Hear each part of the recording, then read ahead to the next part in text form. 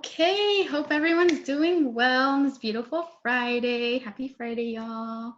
Um, as you know, this is a suicide prevention community conversación, Plática. I'm going to introduce myself. I'll be one of the hostess. My name is Juliet Rosales. I am a recent graduate from Sonoma State University. I just received my bachelor's degree in Chicano Latino Studies, and I'm currently a youth promotora at Latino Service Providers. My interest in community outreach has always been a passion of mine. And since my first days in the program of educational opportunity, as a freshman, I've been really passionate in serving my community. I've also done digital marketing work that advances equity in housing policy and increases participation in housing policy decisions. More recently, I have been working on engaging projects investigating various issues relating to higher education experiences of Latinx students, and I look forward to getting a master's in public policy and community organizing. So I'll also be translating in Spanish for you. So mi nombre es Juliet Rosales, soy un recién graduada de la Universidad de Sonoma State. Recibí mi licenciatura en estudios chicanos latinos. Actualmente soy youth promotora en Latino Service Providers. Mi interés en el alcance comunitario ha sido mi pasión desde mis primeros días en el programa de oportunidades educativos como estudiante de primer año. He realizado trabajos de marketing digital que promueven la equidad en la política de vivienda y participación en las decisiones de política de la política de vivienda, y más reciente he estado trabajando en proyectos interesantes que investigan varios temas relacionados con la experiencia educativas de los estudiantes latinos, y espero obtener mi maestría en políticas públicas y organizaciones comunitarias. Y ya, now I'm going to introduce Victor, who is also one of our YP hostess. Hi, everybody. Hola a todos. Como dijo mi compañera, my name is Victor Peña. I'm also a youth promotor with Latino Service Providers. And I'm born and raised here in Santa Rosa, California. I graduated from Santa Rosa High School this last year, 2020. And previously, from 2015 up to 2018, I lived in Cuautla, Morelos, Mexico. I have held and filled a handful of positions such as Consejero Técnico de la Escuela Preparatoria número 3 de Cuautla, where I have represented many students as a student trustee to the school's Board of Education. I also co-funded, along with many others, a Metro chapter at Santa Rosa High School, which has seen some great success over this past year. But ultimately, I have loved the work I have done as a school and community activist, and always pushing for equity in our educational system, mostly for our underrepresented populations. So now I'll translate it in Spanish. Mi nombre es Victor Peña. También soy un youth promotor con Latino Service Providers. Y pues nací y crecí aquí en Santa Rosa, California. Soy un recién graduado de la preparatoria de Santa Rosa este último año 2020. Y anteriormente, desde 2015 a 2018, vivía en Cuautla, Morelos, México. También he ocupado varios puestos como consejero técnico de la Escuela Preparatoria número 3 de Cuautla, donde he representado a muchos estudiantes como un representante estudiantil en la junta directiva de la escuela. He fundado, junto con varios otros estudiantes, un grupo de mecha en la preparatoria Santa Rosa, que ha tenido un gran éxito este último año, pero más que nada me ha encantado el trabajo que he hecho como activista escolar y comunitario, y siempre he luchado por la equidad en nuestro sistema educativo para nuestras poblaciones subrepresentadas. Ahora le voy a pasar la palabra a mi compañera Cristina. Hola, hello, my name is Cristina Palacios. I am currently a senior at Montgomery High School. I am a delegate of Montgomery for California Girls State, and I am also the president of Montgomery Mecha. And I am proud to say that I, like Victor, am a founder of Mecha at my school, Montgomery High School, and have been helping it progress and rise into something really big with the hope of change. We are a community within Montgomery, always wanting the best for all of its students, and we only hope to promote a better education, community involvement and leadership in the youth. I am a youth promoter at Latino Service Providers. Hola, mi nombre es Cristina Palacios. Actualmente soy estudiante de último año en Montgomery High School. Soy la delegada de Montgomery para California Girls State. y presidenta de Montgomery Mecha, y me enorgullece decir que al igual que Victor, soy una fundadora de Mecha en mi escuela Montgomery High School, y he estado ayudando a que progrese y se convierta en algo realmente grande con la esperanza de cambio. Somos una comunidad dentro de Montgomery que siempre busca lo mejor para todos sus estudiantes. Solo esperamos promover una mejor educación, involucración en la comunidad y liderazgo entre los jóvenes. Soy youth promotora con Latino Service Provider.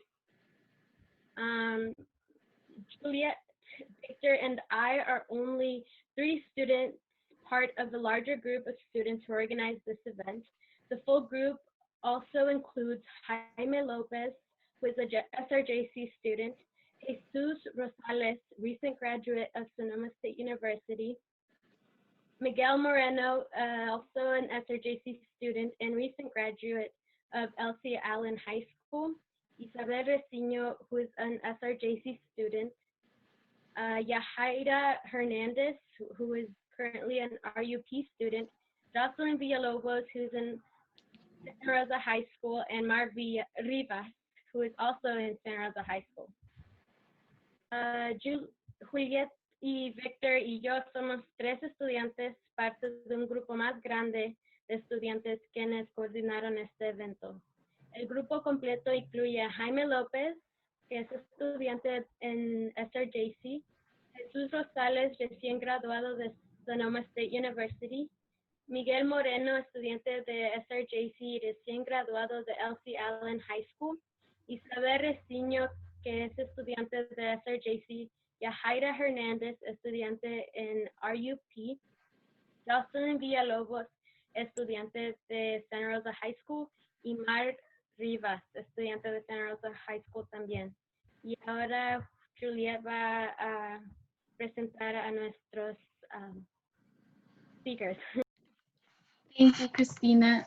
So now I'd like to invite one of our first guests named Yadi Esparza, who is a marriage family therapist working with Santa Rosa City Schools, to give us more information about herself and some of the work that she does at Santa Rosa City Schools and in the community. Ahora invitaré a una de nuestras invitadas, Yadi Esparza, terapeuta familiar de matrimonio y una terapeuta que trabaja con las escuelas de la ciudad de Santa Rosa, para que nos brinde más información sobre ella misma y parte del trabajo que hace en las escuelas de la ciudad de Santa Rosa y la comunidad. So, please. Hi everyone, it's nice to see everyone here. My name is Yadi Esparza. I am the first in my family to graduate from high school and pursue an education. I graduated from Sonoma State with a bachelor's in criminology and criminal justice, a minor in psychology, and I currently am working on my licensure to be a licensed MFT at Santa Rosa City Schools through the University of San Francisco. It's I love what I do, and I'm looking forward to getting to talk to you everyone today and answering questions. I like Julieta said, I do work for Santa Rosa City Schools under the SBT program, which that just means that I'm one of the therapists there. But I also work within the community within different organizations, such as the Mental Pipeline Program. I do a lot of volunteer work with the Roseland School District, and I also do some volunteer work at my gym, just promoting a healthy mind, body, and soul when it comes to fitness. And anything that I can get my hands on where I can support my community, I love doing that. Hola a todos, mi nombre es Yadira. Yo me recibí con mi bachillerato de la Universidad Estatal de Sonoma, y después de allí fui a la Universidad de San Francisco, donde estoy recibiendo mi maestría y poder tener mi licenciatura de terapista con una especialidad en matrimonios y familia y niños. Estoy muy feliz y estoy ansiosa de todas las preguntas que ustedes tengan, yo con mucho gusto voy a tratar lo mejor de poder contestarlas. Entonces, un gusto para todos y me da mucho gusto ver a tanta gente aquí y oír de sus historias. Entonces, aquí estoy. Thank you, Yadi. Okay, so now I'd like to invite our second guest speaker, Bianca Pulido, a marriage family therapist student at the University of San Francisco, to also give us more information about herself and some of the work she has done as a student and nonprofit professional in Sonoma County.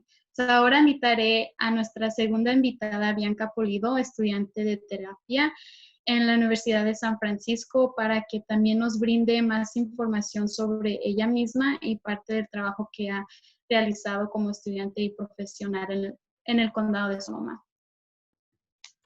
Hi, everyone. Yeah, my name is Bianca. I, too, am a first-generation college student here, daughter of two brave immigrants.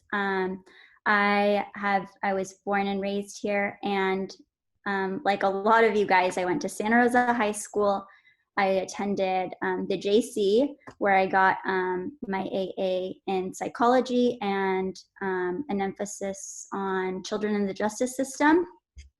And then I went to Sonoma State and got my bachelor's in psychology.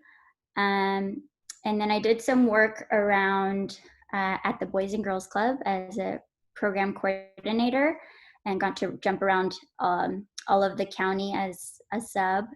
So I got to meet a lot of students there. Then I did some work at ANOVA, and then I got to work with the Latinx population here in my own community when I did work as a crisis counselor for those who were affected by the wildfires in 2017. After that, I decided to pursue my master's in psychology here at the University of San Francisco in Santa Rosa. So that is where I currently am, and doing online schooling like a lot of you guys are. So that's a little bit about me, and let me share in Spanish. So, hola a todos, muchas gracias por acompañarnos. Yo soy Bianca Pulido y soy primera generación estudiante de colegio aquí, y gracias a mis padres que tuvieron mucho valor a venir a este país para que tuviéramos más oportunidades aquí.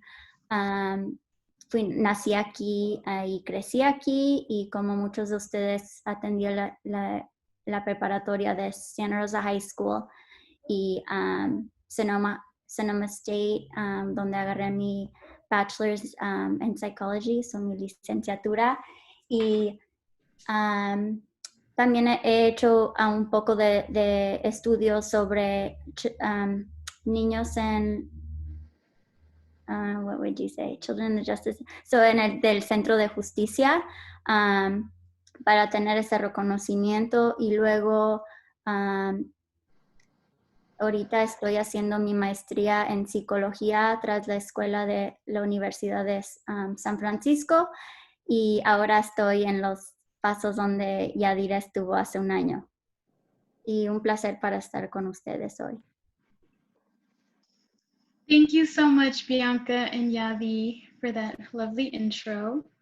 So now moving forward, the importance of safe space. So basically what I'm trying to touch on is that we want to emphasize is a safe space for anyone, and if anyone feels uncomfortable in any type of way, know that we are here, or if you need to step aside, we totally understand. And there is also a hotline number that will also be provided on the chat.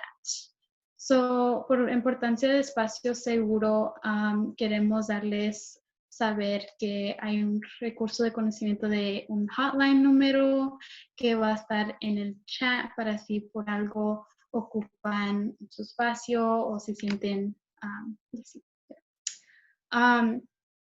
and at the end of this event, there will be a bilingual survey we will ask you all to participate in. We will put the link in the chat for you and ask that you complete it at the end of this event. So please. So And then al final de este evento habrá una encuesta bilingüe en la que les pediremos que participen. Por favor, podremos enlace en el chat por ustedes y que les pediremos para completarlo después del evento. Gracias.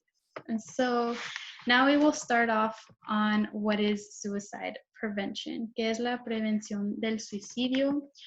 And we want to understand issues basically concerning suicide and mental health, comprendiendo los problemas relacionados con el suicidio y la salud mental.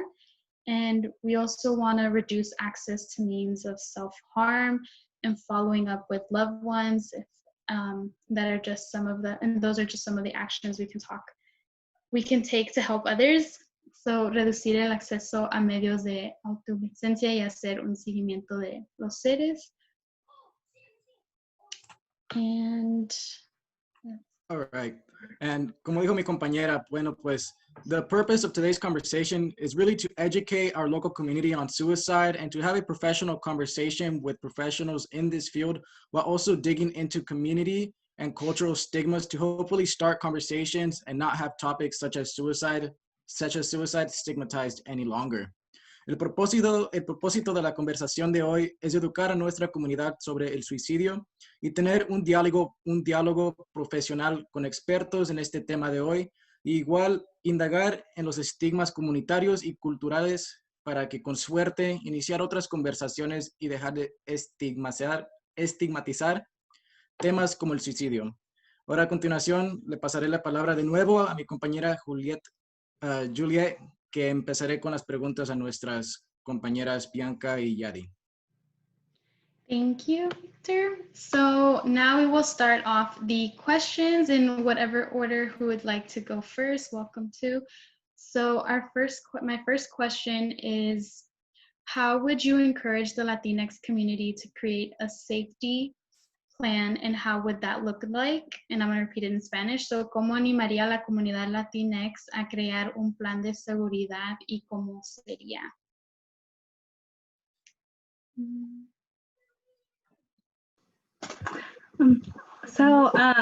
I'll go.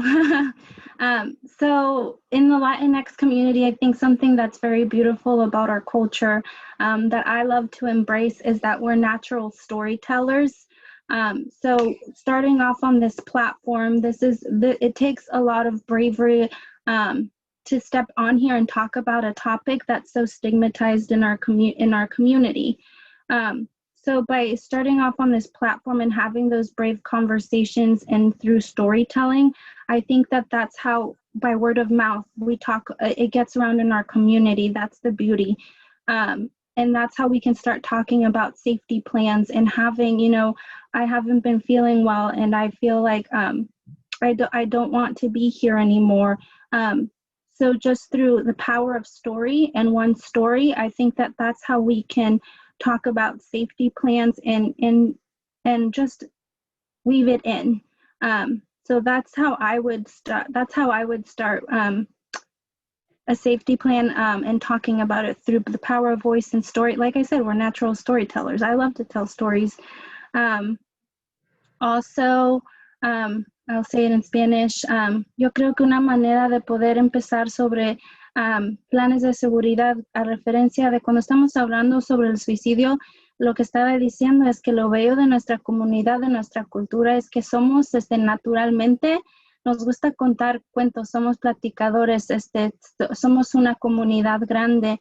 Entonces, cuando en la comunidad hay esfuerzo, entonces cuando empezamos a hablar, por ejemplo, en pláticas como las de hoy, que empezamos a hablar sobre temas sobre el suicidio que tienen estigmas, así es cuando podemos empezar a hablar sobre ellos y también a hacer planes de seguridad. Hay que hablar sobre este tema y si tenemos alguien que conocemos que ha tenido este tipo de pensamientos, hacer un plan de seguridad. Entonces, lo bello de nuestra comunidad. And then to add on that, if I could, just a little bit, I would say that it's also a value to really find a support system that is reliable for you. And it could be anyone that you look forward to getting in contact with, you know, like your grandma, your friend, your dog, your tia that lives, you know, in a different country. Whoever you feel that sense of connectedness is really gonna be vital in this kind of situation where you have someone to call, or you have someone to hug, or you have someone to Zoom with, you know. So para repetirlo en español, creo que es muy importante tener una conexión con la gente que es más preciosa y valorosa en tu vida. So si es tu abuela, tu perro, o tu amigo o tu amiga, es muy importante de tener esas conexiones para sentirse uno más seguro y acompañado. Yeah. Okay. Awesome. Thank you for sharing. And the second question is, oftentimes in Latino culture, we are told to ignore our feelings. What piece of advice would you give to those who want to have these conversations with their parents and vice versa? How can these parents have these conversations with their children and be open? So in Spanish, menudo en la cultura latina se nos dice que ignoramos nuestros sentimientos. ¿Qué consejo le daría a aquellos que quieren tener estas conversaciones con sus padres y viceversa? ¿Cómo pueden estos padres tener estas conversaciones con sus hijos y ser abiertos? Bianca, you want to start? Or? Sure, I'll go first. So if so in the teen, like the adolescent perspective first, right? I would tell them it's hard because we come from we're raised on upbringings that only of what our parents knew when they were growing up. So that being said, as you know, there's a deep stigma in mental health for our culture, unfortunately. So I would try to tell them to be mindful of their previous traumatic experiences that their parents lived. Although I know it's not easy during that time that they're in some crisis of some type, to kind of keep that in mind. So, but I really would start off with that. Another thing that I would mention is that, you know, that would bring up some resistance to the idea from their parents or from whoever they're reaching out to, and be open to that it might not, that the talk may not go as they wish, and get the support that they truly want. But to a parent, I would say, you know, let's listen closely to our children, and their child's experiences are true to them, just as I wouldn't go and tell a parent myself, say something like, no, you're not feeling that, you know, or that they shouldn't assume laziness or attention-seeking behaviors of their child. Love, solidarity, and support are more important than anything else to a child. So I would say that. And to repeat in Spanish, diría que si fuera el adolescente o niño o niña pasando por algún tipo de crisis o alguna pregunta o quisiera platicar con sus familiares sobre este tema, que tuviera en mente que quizás la plática no vaya a salir a su favor o como uno piensa que pueda salir, y eso tiene mucho que ver con las experiencias que nuestros padres y ancestros pasados, por lo que han pasado, y como ustedes saben, este tema de la salud mental no es común en nuestra comunidad de que platicarlo, entonces puedan que su reacción no vaya a ser algo de lo que uno espera. So le daría el estrés como de que tuvieran algún pensamiento abierto sobre la situación, y luego si fuera, si le diera algún tipo de consejo a los papás, diría que escuchara muy cercanamente a su hijo o hija, y que esté muy presente en sus sentimientos y con cuidado de no juzgar a su hijo o hija a pensar que no quieren hacer algo simple porque no quieren o porque son tipos de como maneras de enseñar, de mostrarse de una forma llamativa. Diría que el amor y la solidaridad y apoyo es lo principal que nuestros hijos y los jóvenes ocupan de sus familias. Yeah, that was beautifully said, Bianca. I agree with everything she said. The only thing that, while she was saying this, that came to my mind is, you know, our parents were raised in the environment, whatever their story is, we all have a story. And growing up, a lot of the time, I know, for example, in my family system, I am from Mexico. My family is from Mexico. Our parents have very firm boundaries. And one of those boundaries can be, we do not talk about suicide. We do not talk about issues that surround mental health. So when a child comes to maybe to a parent and says, hey, mom and dad, I want to talk about this, and they're challenging the boundary, or they want to, you know, there's this boundary up when they're challenging it and they want to talk about a topic that's taboo. Maybe the parent gets defensive because they're so used to, I have a boundary, you respect the boundary, and oftentimes the children, they're not used to putting up boundaries themselves. So it's, I think about that when Bianca was talking and so beautifully said everything she had to say. So I think about that and how hard those boundaries boundaries are good, but also I think that sometimes there needs to be, when talking about these kind of topics, there needs to be compromise. And it takes a lot of bravery to come up to a parent and you know, and say like, hey, can we be a little bit flexible? Is there a little bit of wiggle room for us to talk about this? That's hard. So todo lo que Bianca dijo me gustó mucho, estuvo muy bien.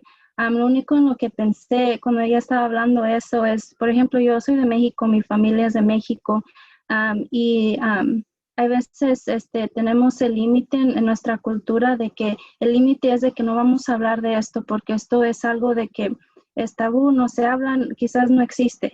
Entonces, cuando un hijo a veces dice, quiero cruzar ese límite, es difícil porque los padres no están, quizás no están, nunca han tenido un hijo que le diga, quiero cruzar ese límite, y los hijos nunca han tenido límites. Entonces, todo lo que Bianca dijo y más, esto es algo de lo que yo estaba pensando cuando tan bello dijo lo que ella estaba diciendo. Thank you, Yadi.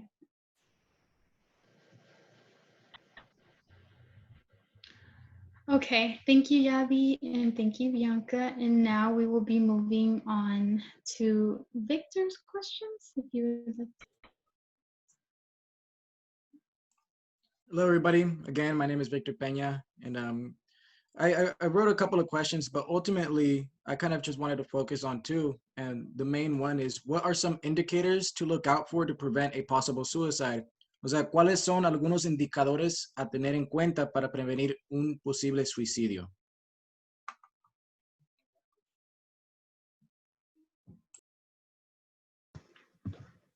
I'm not sure if I mentioned this in my introduction, but I do have, I did work for about 6 years with survivors of domestic violence, sexual assault, elder abuse, and child abuse through a variety of different agencies. And oftentimes what I would see, for example, when there was a survivor of domestic violence leaving a relationship that was not healthy, is they would say such things like, I don't want to wake up anymore. I just want to sleep forever. I don't see the point anymore. I just want this to end. So statements like that, they're important to keep an ear out for them and to listen to them. Oftentimes, for example, with survivors of domestic violence or people that are experiencing domestic violence, they power and control has been taken away from them, and they have lost power over their story, or there has been a sense of loss over them. So when you give them back the power, in the end, we're all human. We all want to be seen, heard, and understood at the core of it. So when you're there for somebody that's saying these kinds of things, and you're just there to see them, to hear them, to understand them, and you're standing beside them and telling them, I'm here for you, and you just let them be, whether that's, there's something about energy and love that you can just feel it when it's authentic. And sometimes words are good, and sometimes just that being next to someone and walking alongside them. So that's what I think about that's what I thought about when you asked that question. Ahora en español. No sé si en el principio dije que tengo, por más o menos 6 años trabajé con víctimas de violencia doméstica, asalto sexual, abuso de los niños y mayores de edad en diferentes agencias. Entonces, algo de lo que aprendí trabajando en esas agencias, por ejemplo, con los que han pasado violencia doméstica, es que por tanto tiempo el poder y el control se les quitó. Entonces, hay un sentimiento de que no tengo poder y control de mi vida, y hasta como un sentimiento de que estoy caminando en cascarillas de huevos, así le digo yo. Entonces, cuando a alguien tú les regresas el poder y les dices, es que yo estoy aquí, todos somos humanos, estoy aquí, y al final de todo, los humanos lo único que queremos saber que la gente nos escuchan, queremos ser vistos, y queremos que haya un tipo de entendimiento de que nosotros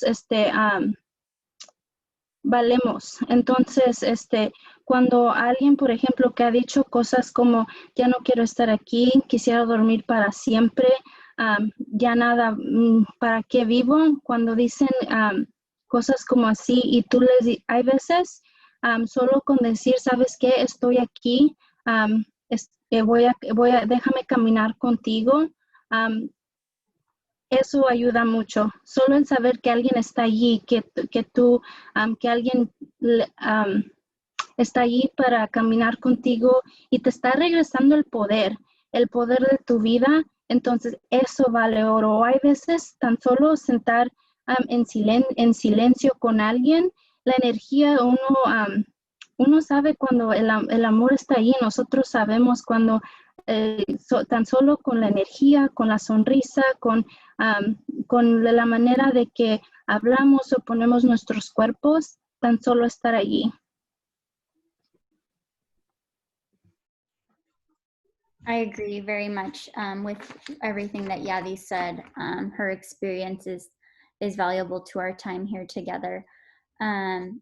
Something very important that I thought about was that it's crucial to remember that not only one indicator is telling of what someone is enduring. So they may be having some suicidal ideations, but it doesn't have to be just one presenting, issue. So at least from what we are taught through schooling or through our work, is to be really curious when you're with a client. And sometimes people may not feel comfortable just straight on telling you exactly what their thoughts are, but the further that you kind of are in support with them, and like Yadi said, just alongside with them, they might unravel some things that, even if they're not disclosing it completely, transparently, that there are things that you can kind of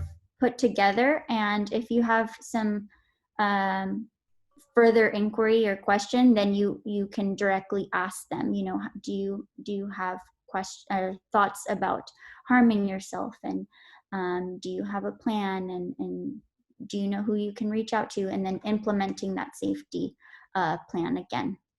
So, algo por cual pensé cuando Yadira estuvo platicando y comentando de que son algunos de los indicadores que presentan la gente que quisiera o está planeando o tiene planes de suicidio.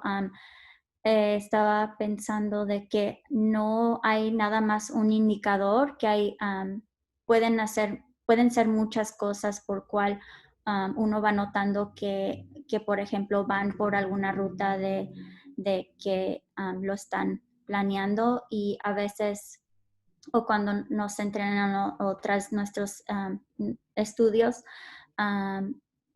nos dicen mucho para que es importante ver toda la foto entera, pero estar muy presente y tener como preguntas o ser muy curioso de las cosas de que viene un cliente o un amigo, una persona diciendo, porque no es muy común de que la gente diga claramente, estoy pensando en hacer esto o hacerle daño a mí o a otra persona. Entonces, ya cuando uno tiene como la foto pintada más o menos, o tiene algunas preguntas, entonces es cuando uno le puede preguntar a la persona que si tiene pensamientos de dañarse a sí mismo, que si tiene un plan y que si tiene a quién recurrir y cosas así.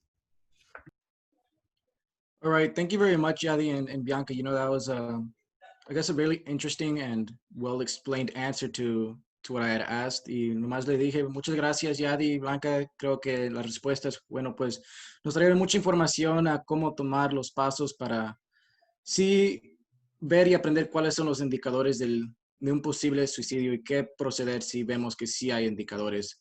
My next question is, what can we do as a friend or as a relative when loved ones don't want to seek professional help when it comes to suicide? ¿Qué podemos hacer como amigos o familiares cuando nuestros seres queridos no quieren buscar ayuda profesional cuando se trata del suicidio? And I'd also like to take a little time to mention that questions from the public will be taken at the end in a live Q&A. So if you guys have any questions, write them down in the chat and we'll get to them during our live Q&A.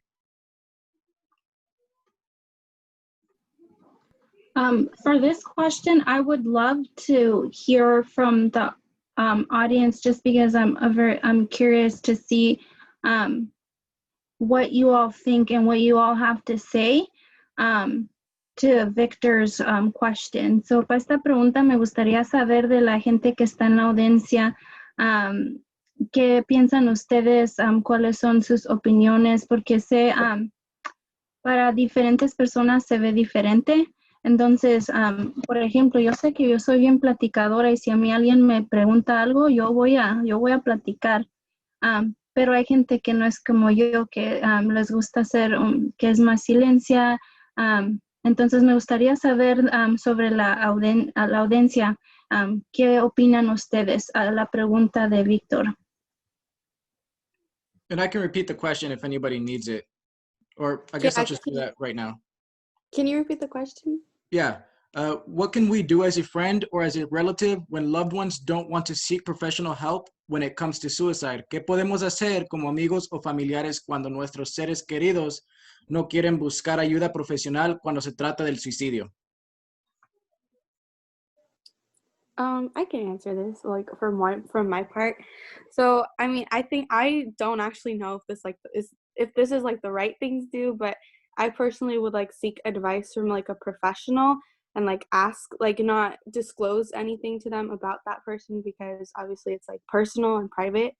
But like I'd ask them like how to help that person if they don't want to like seek help and stuff, like just try and get some input from a professional as to like how you should listen to them, and just like different things that you can say to them without like causing them more like anxiety or making them feel more stressed out about what's going on.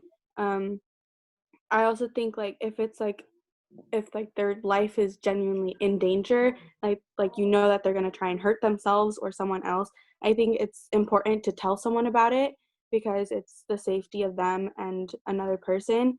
But like if they're like talking about like just being like depressed and like thinking like they don't want to like go into a state where they're like suicidal type of thing, I think like that's like definitely a risk, and you should still like be looking for symptoms of like being suicidal in that person. But I don't think it's like, I don't know, I can't say like a lot because I'm not a professional and I'm not an expert on any of this, so yeah.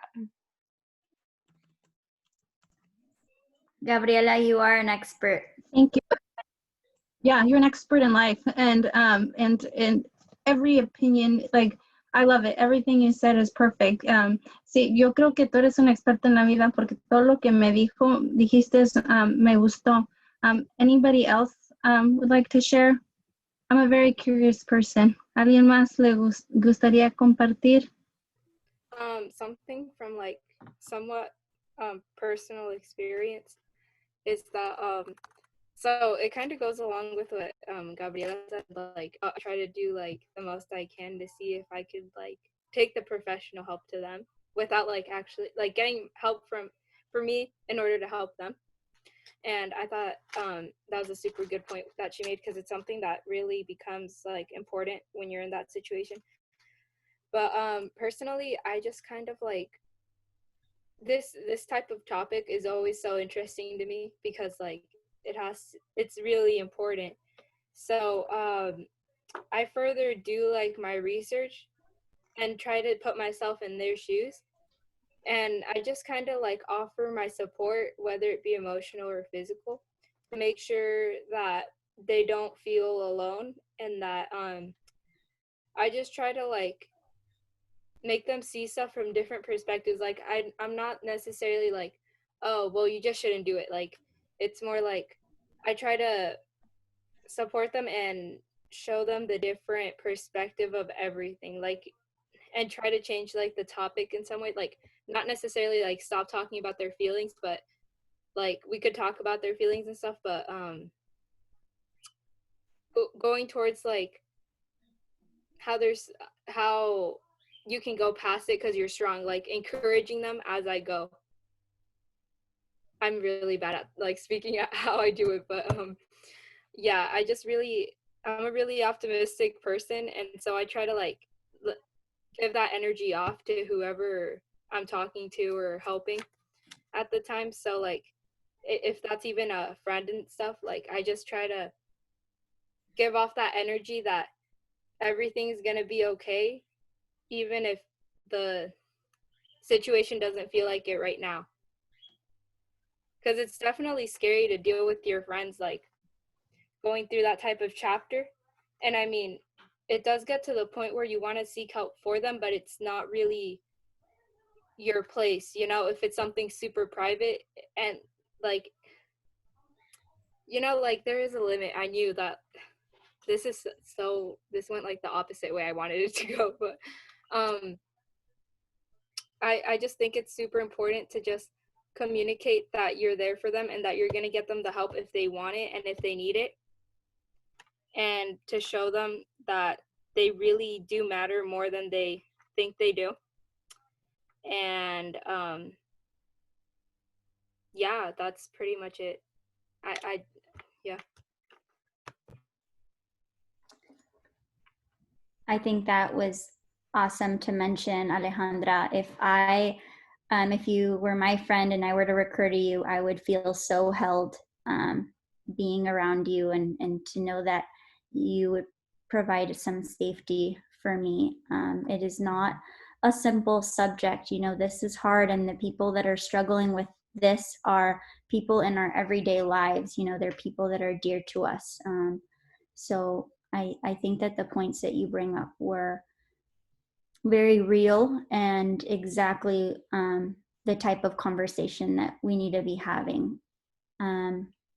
Quise decir que lo que tuvo Alejandra que decir creo que fue muy fundamental para esta plática, y que si yo fuera amiga de Alejandra me encantaría me encantaría ser su amiga y, porque siento el apoyo de cómo platica y sé que me sentiría muy segura por estar a su lado y tener un apoyo así cerca de mí.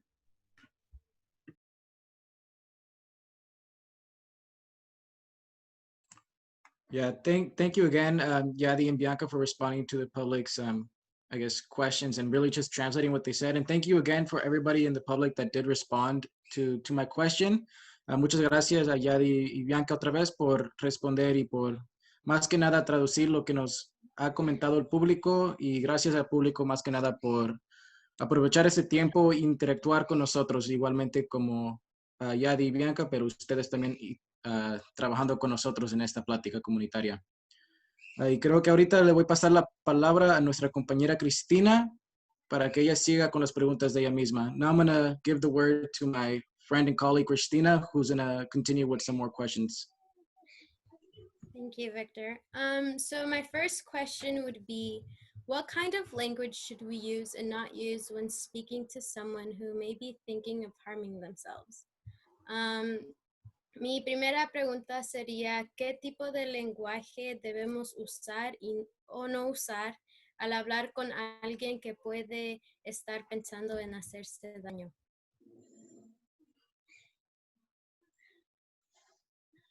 And whichever one of you guys would like to answer. Thank you for the question. So I took some notes down because I was writing earlier, just different thoughts. So that's what I'm looking at. Something I wrote down was to avoid making statements such as, think about how much it would hurt your family and friends. So right there, I think that's one of the top ones that I would avoid because it's that's just really important. I could go on about that. Another one is, you just need to fix this bit of your life and you'll be okay. I know, for example, with grief is a roller coaster. And it's not just something like, okay, you know, we're grieving, it gets better.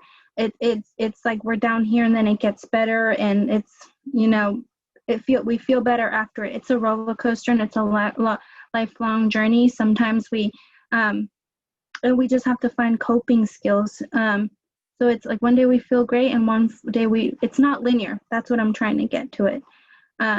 So sometimes when we make comments like, you just need to fix this bit of your life and you'll be okay, I feel like that adds a little bit of guilt to, well, okay, so the problem's fixed, now we're, and what if down the road it doesn't feel fixed anymore? And I feel like that might add a little bit of shame and guilt. So and then I also wrote down, making it about you and how you are feeling or being judgmental is likely to make the person withdraw further and avoid talking about it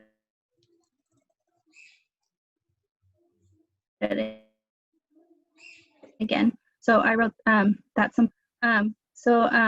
antes de esta plática estaba haciendo notas en caso de que, por ejemplo, hicieran esta pregunta, y algo que escribí es que, por ejemplo, algo de que no se debería decir es, piensa en cuánto le dolería a tu familia y a tus amigos. Entonces, esa es la que puse arriba, la que yo dije, esto es importante de que la comunidad sepa.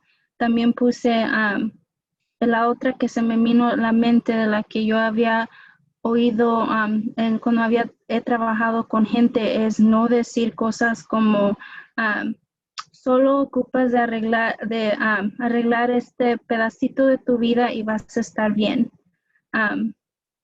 Y luego también escribí, haciendo esto sobre ti y cómo tú te vas a sentir, puede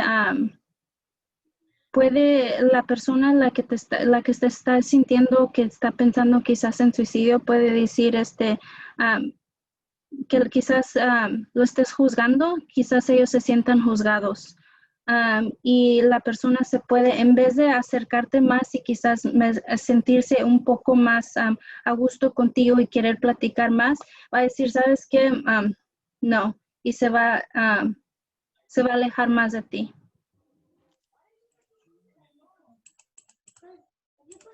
Something that came to mind, and all of those points were so great that Yadi mentioned, that in our community, a lot of when we speak over mental health, we talk about the word that comes to mind that I always hear in Spanish is locos. So that person is going through, you know, if they're having a hard time, then they're automatically labeled as son locos.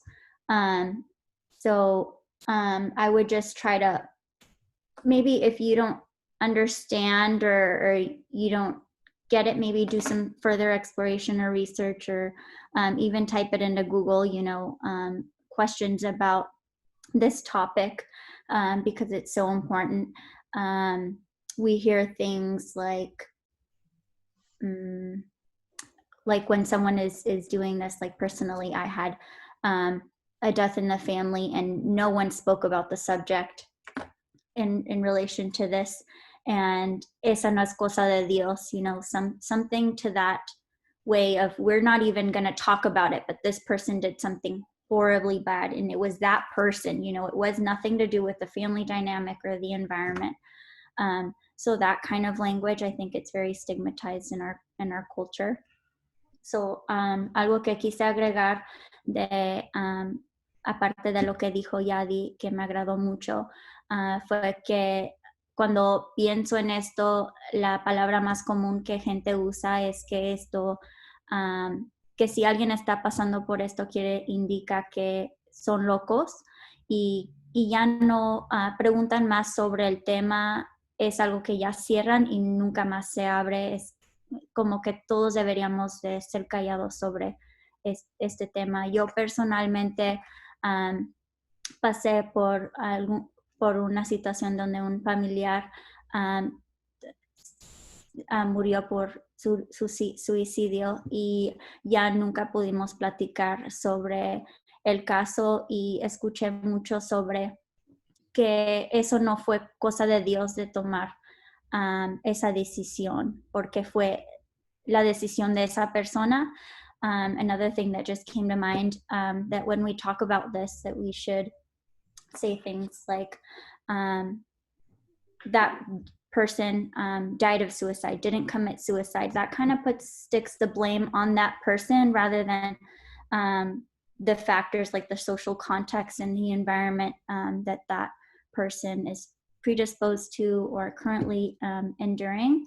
So, algo que pensé, no sé si se traduce igual en español, pero que alguien fallece por suicidio es la manera por cual nos referimos a esto, no que comete suicidio, porque eso más pone el problema más en la persona que tomó la decisión para tomar su vida. Es una manera de verlo como otra causa que nos puede pasar a cualquiera. Eso es lo que quise decir.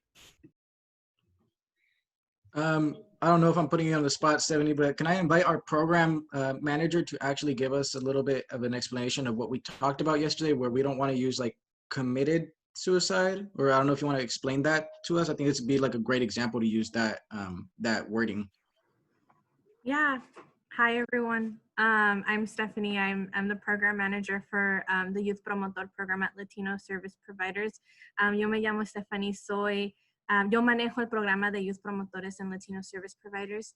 I think Bianca explained it beautifully. Like, we don't want to use words that further stigmatize mental health and suicide, especially given how stigmatized it already is in our community, in the Latino community. So creo que Bianca hizo un trabajo muy bueno en decirnos por qué queremos ser sensitivos con las palabras que usamos cuando estamos hablando de la salud mental y de suicidio, porque ya en sí estos temas son tienen mucho estigma en nuestra comunidad, especialmente en la comunidad latina. So using, died by suicide rather than committed suicide is one great step, one great change that we can make in our language to start to destigmatize.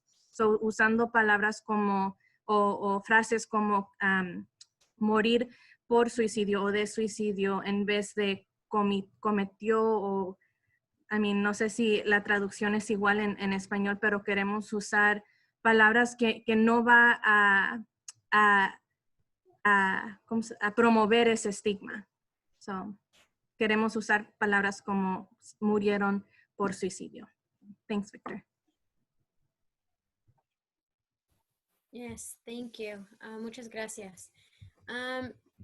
My second question is, if they affirm that they have thoughts about suicide, what approach should we take? Mi segunda pregunta es, si afirman que sí tienen pensamientos de suicidio, ¿qué medidas debemos tomar?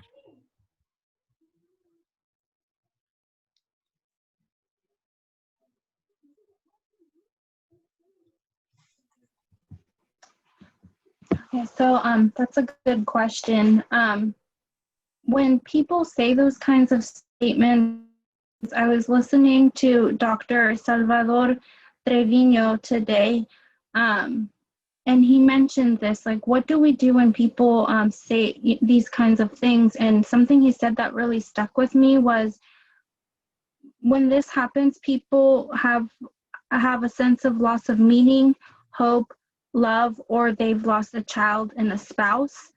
And then he talked about a few other things, like what do you do when that kind of happens. But in this kind of scenario, I think it's really important that that we do our research, and we ask questions such as that are centered around, you don't want to directly ask them, well, what's your plan? When are you going to do it? What time? You want to make sure that you're like, you want to ask questions surrounding, like, or how often do you have these thoughts, or tell me more about that. So you want to check in with them and see if they have a plan, just so you can be there with them, but also just not leave them alone. And then, depending on how comfortable you are, reaching out for help, calling hotlines like the National Suicide Hotline that I know that we can put in the chat right here, like, hey, my so-and-so just disclosed this. What do I do? What do I do to help them? I think that's really important.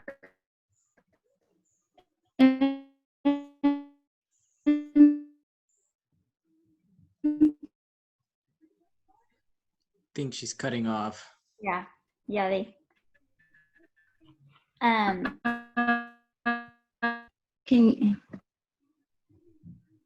There you go. I think that everything that was mentioned is fantastic. I'm losing my train of thought because I was on an idea when she was, so give me one moment. Oh, I was gonna say that it's already an advantage that they reached out in the first place, because it is not common that someone's gonna say, you know what, friend, I'm feeling X, Y, and Z, and I would like your help through this. This is like the holy grail. What you want to hear from someone is their honesty. And what that already implies is that you already provide some sort of safety to that person who is confiding in you with this, because it's not something that you're going to post on social media necessarily. I mean, someone might still be on the lookout with these new methods of expressing ourselves.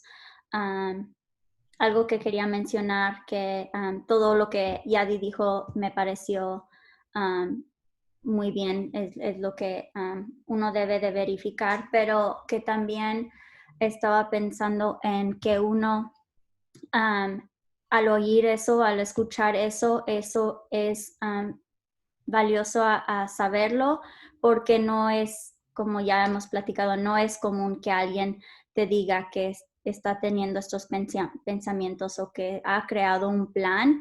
Entonces eso tiene que decir que esa persona se siente bastante segura a tu lado, a requerir a ti por empezar. Entonces, buscando la manera juntos, promueve como como una cobija de seguridad por cual se siente más cómoda al estar juntos.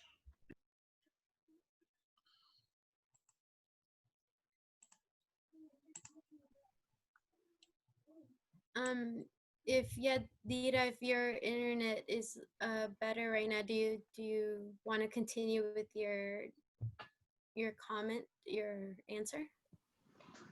You know, Bianca said it very beautifully. She finished it off. That's why I love working with her. I feel we think alike. Great minds think alike, right? Thank you, Bianca. Yes, thank you.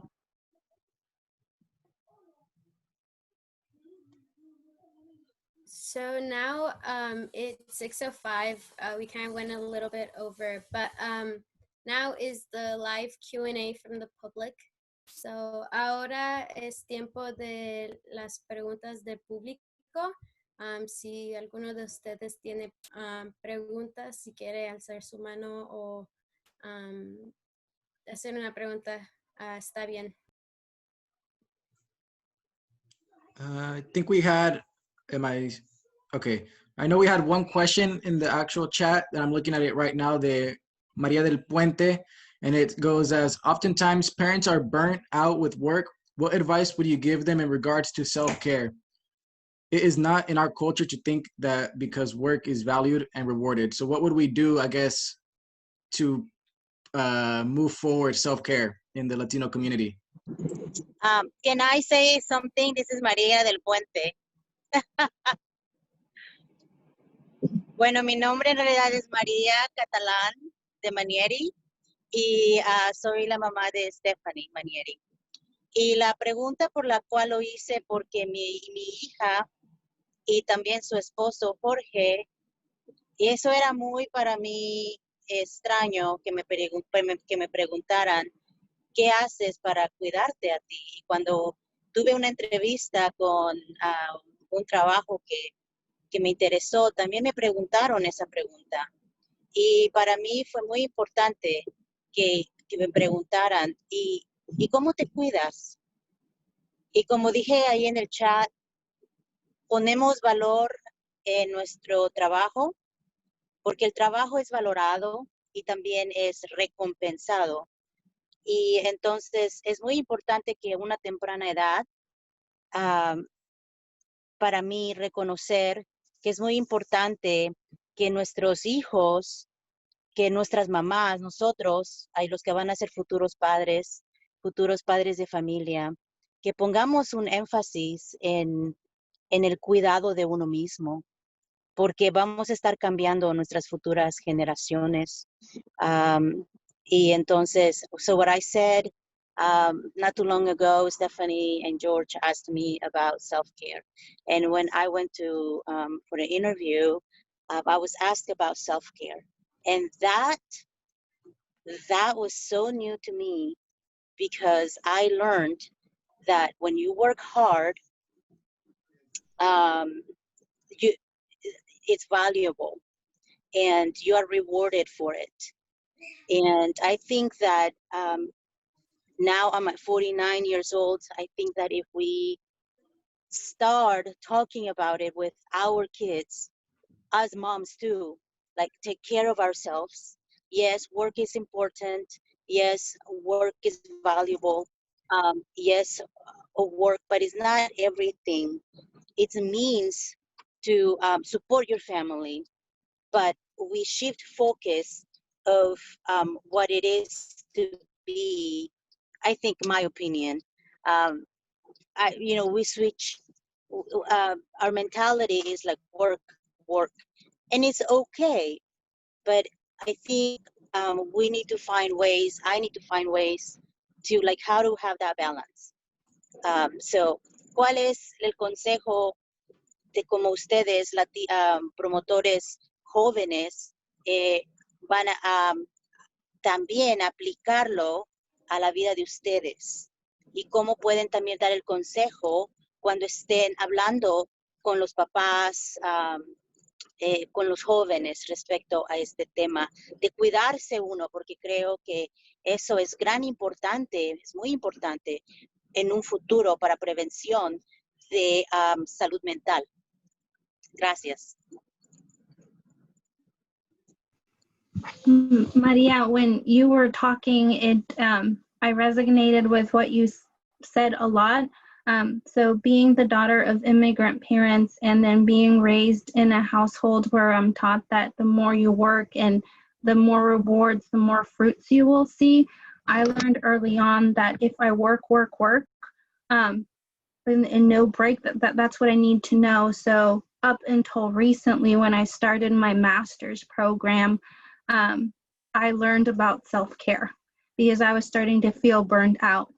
I learned that I have to maintain an A average all throughout high school, because if I don't maintain an A average, then I won't get a scholarship. And then how am I going to go to college? And then how am I going to pay?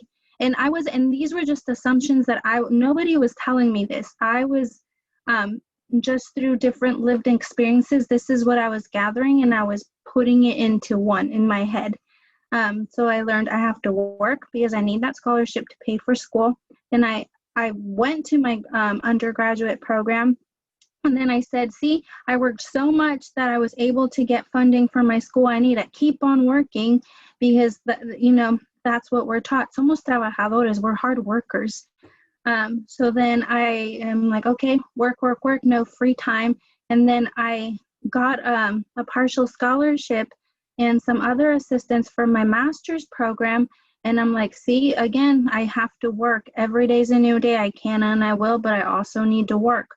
And then it was in my interview where Dr. Dominguez asked me, well, what do you do for self-care?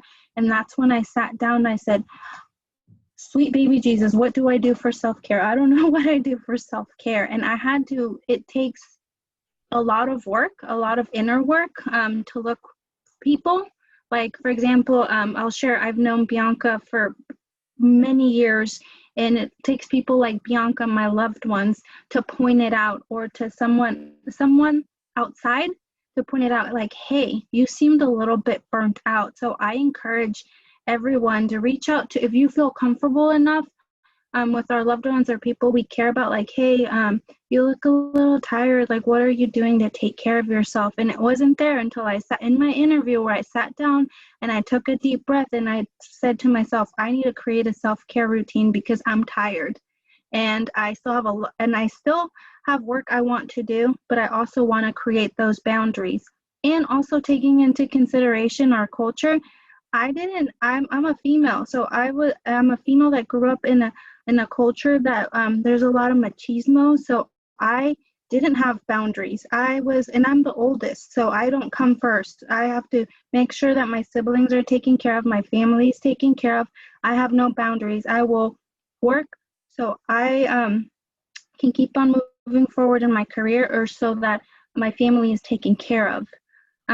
So it wasn't until somebody else pointed it out to me that I saw that. In Spanish, because I think I went off in English, I'll try and summarize what I said. Por tantos años, mis papás vinieron de México y vinieron con el sueño de darnos un futuro mejor, una educación, un estudio. Entonces yo dije, yo tengo que trabajar, porque si no trabajo, ¿cómo voy a agarrar una beca para pagar la universidad? Y así no voy a poder. ¿Cómo voy a ir si no tengo dinero? ¿Cómo voy a ir a la universidad? Y nadie me dijo esto. Estas son cosas que yo solita me dije, porque es algo, como somos una cultura bien trabajadora. Entonces, yo me decía eso, y también no fue hasta mi entrevista para el programa de mi maestría con la Universidad de San Francisco, que me dijo la doctora Domínguez, ¿y qué haces tú para cuidarte? Yo me quedé, ay, Dios mío, ¿y qué hago yo? Pues no sé. Allí fue cuando tuve que pensar yo solita, porque Bianca o mis amistades que tengo me dijeron, me pueden decir, ¿qué haces tú para cuidarte? Pero si yo no me quiero cuidar, no me voy a cuidar. Bianca me puede decir mil veces, ocupas hacer algo para cuidarte, pero si yo no lo quiero hacer, no lo voy a hacer. Entonces, mi consejo Y no, honestamente no sé si es el mejor consejo porque cada persona es diferente. Es si tienes a alguien que ves que está pasando por algo similar, es decirle, ¿sabes? Siéntate un ratito. ¿Y qué ocupas tú hoy? What do you need today? ¿Y qué estás haciendo tú para cuidarte? What are you doing to take care of yourself? That, when Dr. Dominguez said that to me, that changed it. Cuando la doctora Domínguez me dijo eso, lo cambió para mí. So. Muchas gracias por compartir. Yeah, and I was going to share. Thank you for bringing up that question, Maria. That was awesome for you to bring into conversation, and then Yadi for you to also bring in your personal experience.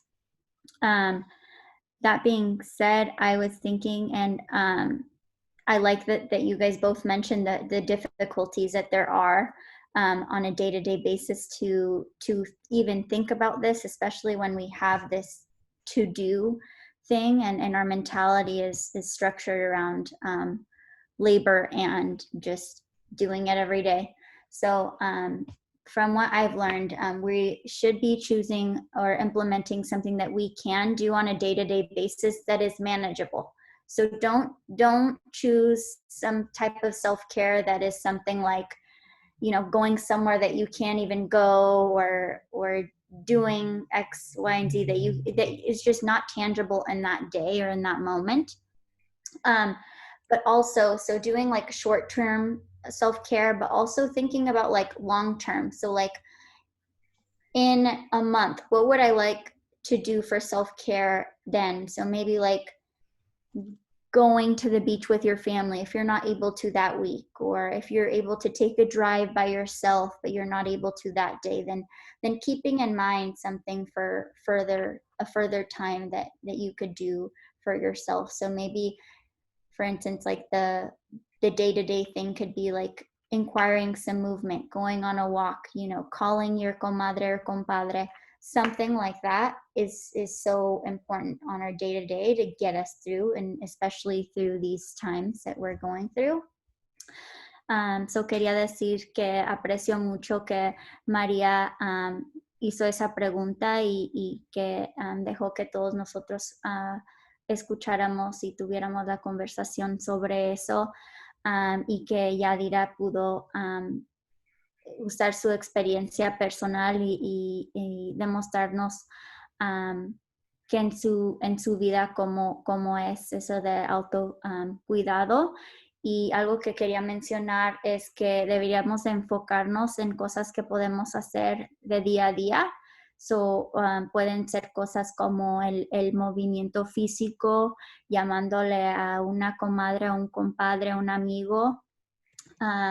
Y luego también teniendo en mente algo que puede hacer en un tiempo futuro, como si no es probable o no se puede ir a manejar solo tras la área de la bahía o ir al mar con tu familia. Entonces planear para esas cosas, para distraerte y para tomarte fuera de la rutina de trabajo. Todas estas cosas también son importantes, como Yadi dijo, del valor de tener a gente a quien uno puede requerir.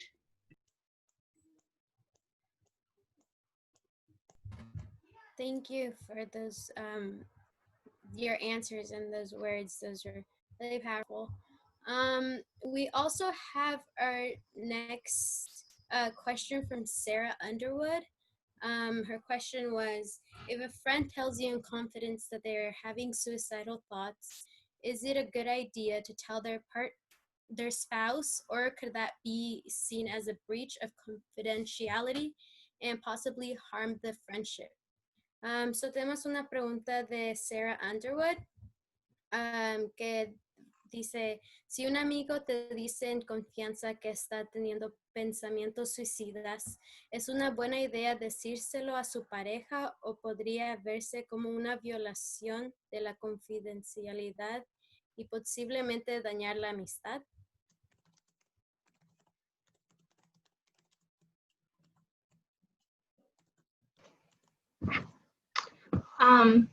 That's a really good question, and there's a lot of thoughts drifting through my head when that question, when I was listening to the question. So something I think about is, you know, I'm in confidence with my best friend, and my best friend is sharing with me that she's having suicidal thoughts.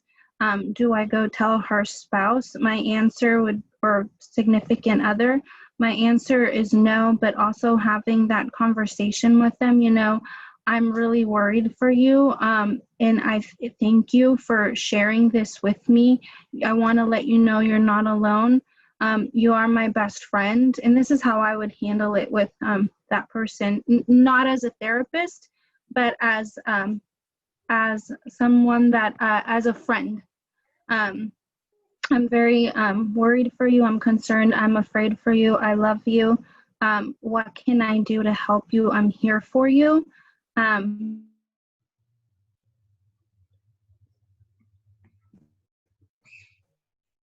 as a friend, I would keep on trusting me, but I'm so scared, and I love you so much that something might happen to you, that I feel it's necessary, that I feel like, how about we call together, we call the hotline together, we do X, Y, or Z. That's how I would handle it as a friend. And being upfront and having those honest conversations, not my friend saying like, hey, I'm having these thoughts, and then going behind their back without telling them that I'm going to do that. And then them finding out another way. So that's how I would handle it as a friend. As a therapist, there's a code of ethics, and there's certain laws and regulations you have to follow. So that's another conversation to have. But that's how I would handle it as a friend. So I don't know. Like, I want to bring this back to the audience. What would you guys do with a friend? I mean, I know what I would do with my best friend, but I'm curious to see what other people have to say.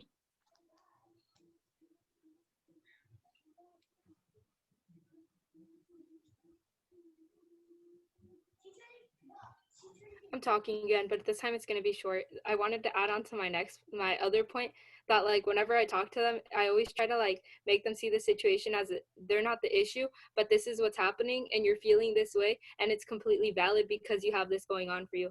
But when that happens to, like, any one of my friends or anyone I know, I just try to, like, let them know that they're, to an extent, it is safe with me as long as I know that you're okay and you just need the support.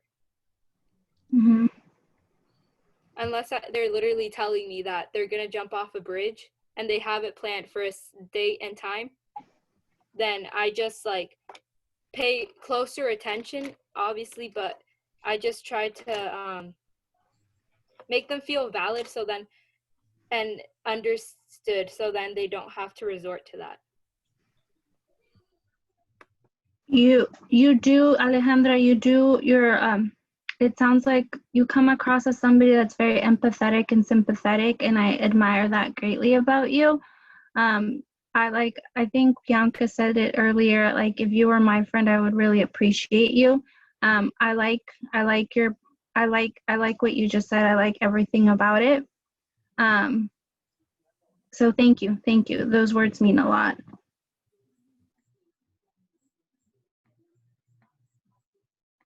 Okay, and I just have one more question. How do you think COVID will impact suicide rates in our community? Y en Spanish, ¿cómo creen que COVID impactará la proporción de suicidio en la comunidad?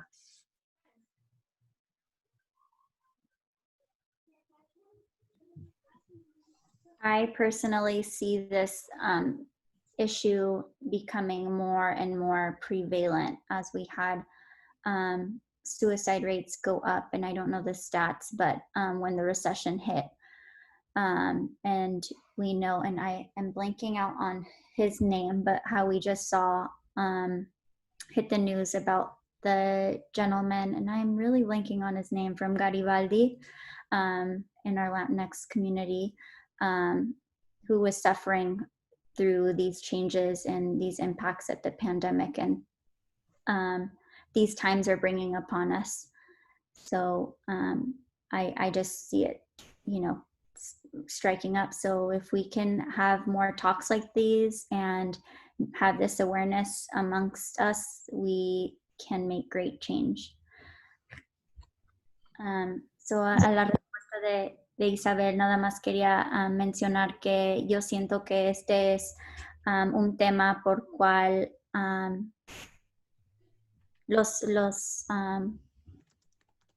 la pandemia trae más gente a recurrir a posiblemente tener pensamientos suicidios. Entonces tenemos que estar cuidándonos entre nosotros y tener más pláticas similares a esta para promover esto y para tener lo en la luz. Como nos acabamos de enterar, no sé cómo se llama el señor, pero acaba de fallecer. El hombre que es parte del grupo de Garibaldi, pero no me recuerdo de su nombre. Desafortunadamente, yo pienso que van a seguir pasando situaciones así. And there is just one more question in the chat. How do you behave around someone that has recently attempted suicide? ¿Cómo debemos comportarnos alrededor de alguien que ha intentado suicidarse recientemente? My response to that is you hold the container, and what does holding the container look like? They just being there. I think I said that earlier. Letting them know that we see them, we hear them, and we're there for them. Because often, I think from my experience in the past working with survivors of domestic violence and sexual assault, they didn't feel seen, heard, or understood. So coming from a place of like sympathy, like I don't know what it's like to be you, but I feel for you and I'm here for you, and not treating them any differently. Like they're, in our community, there's all these different stigmas, and then we kind of like, sometimes we say, oh, that person over there, I've heard it, I've seen it, in different events, like that person over there, so-and-so, they did that and they were in the hospital. And so just treating them like a person. We're all human. We all want connection. We all want to be seen, heard, and understood. So en español, al principio de esto dije, al fondo todo lo que nosotros queremos es sentirnos vistos, que la gente nos escucha, y queremos conexión, queremos alguien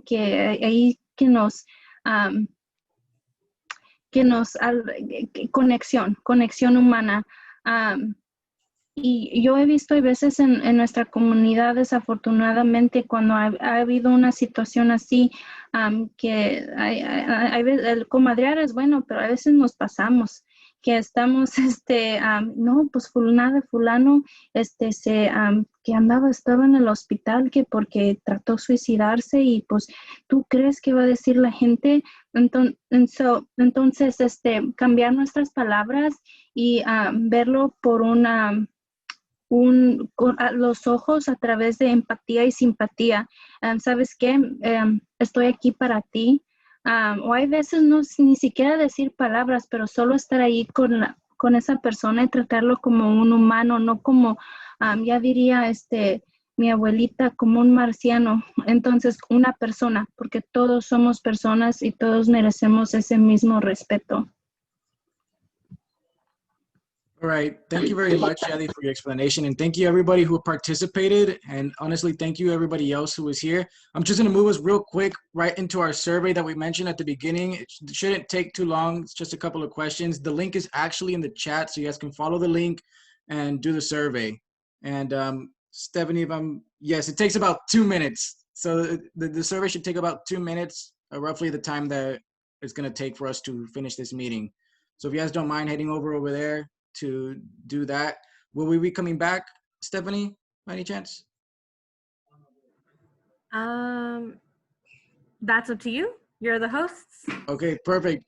Well, I guess we'll just end it right here. We'll just guide everybody to go do the survey. Honestly, thank you everybody who joined us. Thank you all the community members, other YPs, to my YP hosts, Bianca and Yadi, and Stephanie who joined us and really gave us more information on really what suicide is. And just thank you everybody else. I don't know if anybody else wants to say any thank yous or just go out, but thank you very much, everybody. Thank you. Thank you for having us. Muchas gracias por tenernos aquí, por escucharnos platicar. Muchas I would have loved gracias. to hear this, even if I didn't have, like, if it was like from my own time, I would have totally came. This is great. I really enjoyed it. Thank you. Thank you. And feel free to email questions to LSP, and we're more than happy to answer them and hold that space. Entonces, muchas gracias. Si tienen preguntas, por favor de mandar un correo y nosotros con mucho gusto contestamos sus preguntas y podemos estar ahí para escuchar o para platicar. And then also, Bianca and Yadi, I don't know if you guys feel comfortable, but would you mind kind of letting the public know how they could reach you, maybe if they wanted to speak about anything, or is there a way that they can contact you? Yes, let me get my email really quick on the chat. Mine is on there right now. So it's last name and then first name at yahoo.com. And you guys are free to recruit me with any questions from this topic or then further in your journeys of where you're practicing or where you go. Having youth promotores in the community is really valuable, and I see you guys shine so much. Wish that I had someone like you to look up to, as since I'm the first child in my family to go to college. So thank you guys for all your services and all your works in the community. Thank you very much, everybody, again. And just thank you for giving us this place and really this platform, LSP, and our program manager for really giving us a time to really speak about this stigma. And hopefully we're able to have more conversations in the future around this. And I should mention there will be, if you all want to mark your calendars, on September 25th, in just a couple of weeks from now, we will have another community conversation with Youth Promotores, and we'll be talking about self-care. We're actually going to be talking about how to support yourselves and your loved ones. So self-care and how to provide support to others during, the unstable times we're living in. So en 2 semanas vamos a tener otra conversación con Youth Promotores el 25 de septiembre en el mismo tiempo, y vamos a hablar cómo cuidarnos a nosotros mismos y a nuestros seres queridos. Entonces, si quieren marcar sus calendarios, aquí vamos a estar otra vez en 2 semanas. All right. Thank you, everybody, for joining us. Don't forget to do the survey. Thank you. Yes, thank you. Adiós a todos. Muchas gracias a todos. Adiós. Cuídense, jóvenes. Muchas gracias.